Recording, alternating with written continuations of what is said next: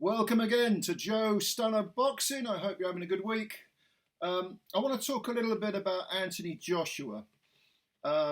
You've heard the expression, you're only as good as your last fight. And we saw this with the Day of Reckoning card because suddenly Daniel Dubois beats Jarrell Miller and he's reborn. Anthony Joshua beats Otto Wallin impressively, very controlled mixture of boxing ability and power, forces him to quit after 5 rounds. Suddenly he's maybe not reborn, but suddenly he's found his feet, he's found his confidence, all is well in AJ land. And look, the truth, as with most things in life, probably lands somewhere in the middle here. Because there's no doubt that Dubois performed very, very well, answered a lot of questions, but does that mean he's suddenly a top 5 heavyweight? Of course not. AJ, does a victory over Wallin mean that he's back? The old AJ, the old killer, the guy who took on Dillian White. He's great, he's back now, we don't have to worry about him. Praise the Lord. No, it's not quite that simple. Look, I'm a big AJ fan. I like his attitude. He takes on everyone. I think he's got a good resume.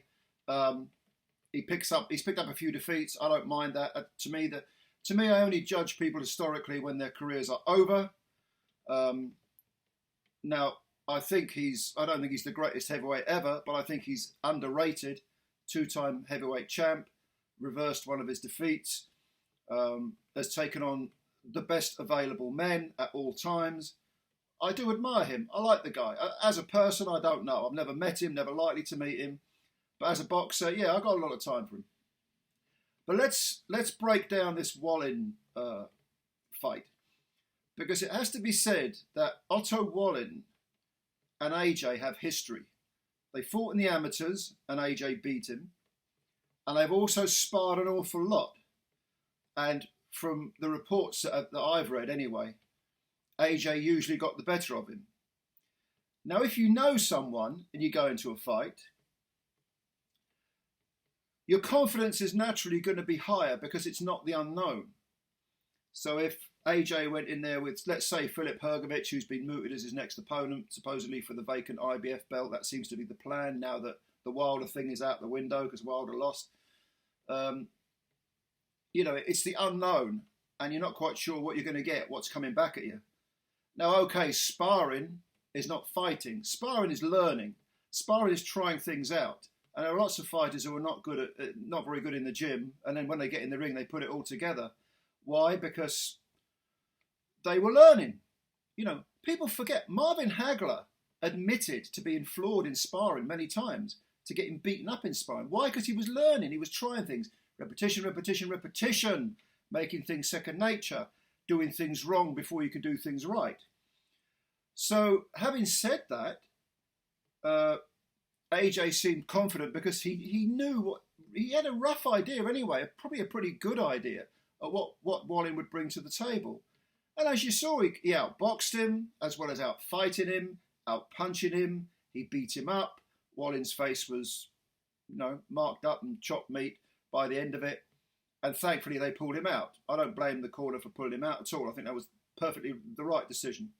Was it Joey Gamache is in the corner of Wallin? Because Joey Gamache, you may remember, suffered one of the worst knockouts you'll ever see against Arturo Gatti. And this was controversial because Gatti, there was a weigh-in the day before the fight. This was quite a new idea. Now, of course, it's part of the course. But Gatti overnight put on. He was a middleweight going in there, and he knocked Gamache flat, knocked him spark out. But Gamache, although he wasn't the greatest fighter ever, he did pick up a couple of world titles at 2 different weights. People forget this. So he knows boxing, and to be in the corner with Otto Wallin, I think he's actually turned out to be quite a good trainer. And certainly his judgment against AJ for Wallin was right on the money. Pull the guy out, he's getting too much of a beating, live to fight another day. And I think Wallin is a very good heavyweight. I think he's sort of top 12 heavyweight, which is nothing to be sniffed at. I think he can beat lots of good men. But against AJ, no, it wasn't going to happen. Now, this supposed rediscovery of the old AJ, I think it's a mistake to go that far. I think if Filip Hrgović and AJ do meet, now that the Wilder supposed 2-fight deal is apparently shelved at the very least, possibly if the IBF title does become vacant, and let's be honest, if Fury and Usyk fight, whoever wins, one of those belts or more will probably become vacant. This is the way it works. You get years trying to get an undisputed champion, unless you're Naoya Inoue, and then you do it twice in just over a year. Naoya Inoue is my favourite fighter. And then, after all that palaver, the belts go up in the air. Usually the IBF, because they're extremely strict about honouring mandatories. If Filip Hrgović fights AJ, I think that's, there again, we're back into the unknown, like I said earlier. Now, Hrgović himself fought on the Day of Reckoning card, had that ridiculous mismatch against Mark Demore, which some of us won a lot of money on because it was so obvious it was going to end in the first round.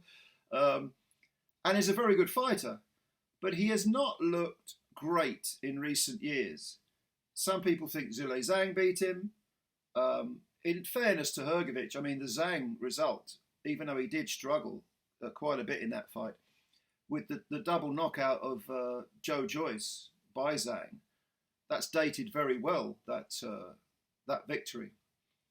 But his previous couple of fights, he's looked a little out of sorts. Perhaps it's a lack of motivation, because Hrgović has waited a long time for big opportunities for a world title fight.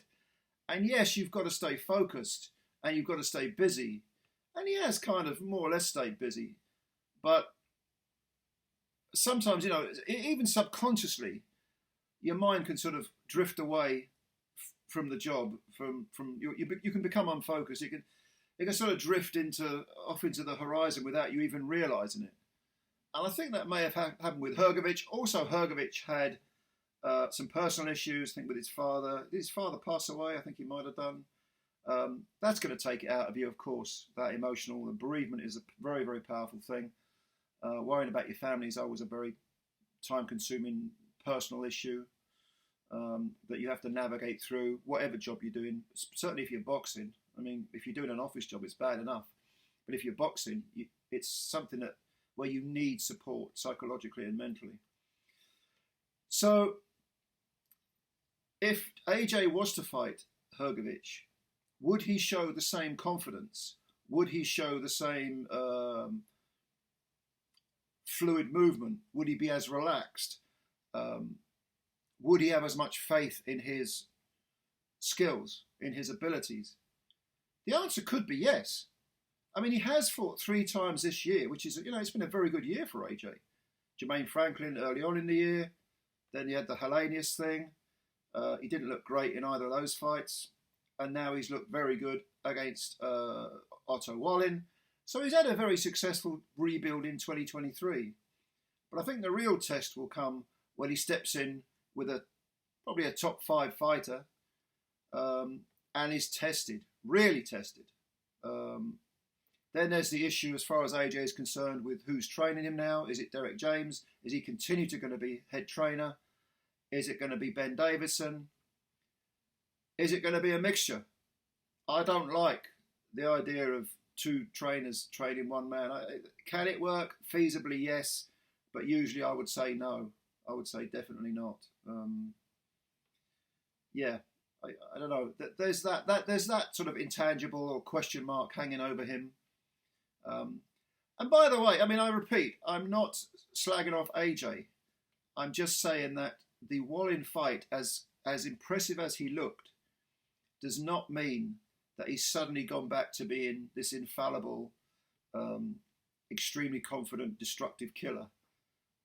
Let's put him in with a top 5 opponent, whether it's Hrgović or someone else, and see what happens. I mean, what else is there to add? I just as a little aside, I did allude earlier in this video to Fury and Usyk perhaps not fighting. I might do a separate video on that, because I'm not convinced that they will fight. I'm really not. I think there's a chance that fight won't go ahead. But I could be wrong. I hope I'm wrong. Wouldn't surprise me if someone picked up an injury, shall we say? You know what I mean? Anyway, just a few thoughts on AJ. What do you think? Where do you think he is in his career? I mean, he's clearly rebuilt quite well in 2023. He's gone up a few rungs on the ladder. But where do you think he is? Near the top? In the middle? You tell me what you think. And tell me who you'd like to see him fight next, whether it's Hrgovic or someone else. Could be someone else. Jared Anderson. I don't know. What about Ajit Kabayel, who had a fantastic win over Makhmudov? I think Kabayel and AJ is a very, very intriguing fight and would be a good test for AJ. Very good test.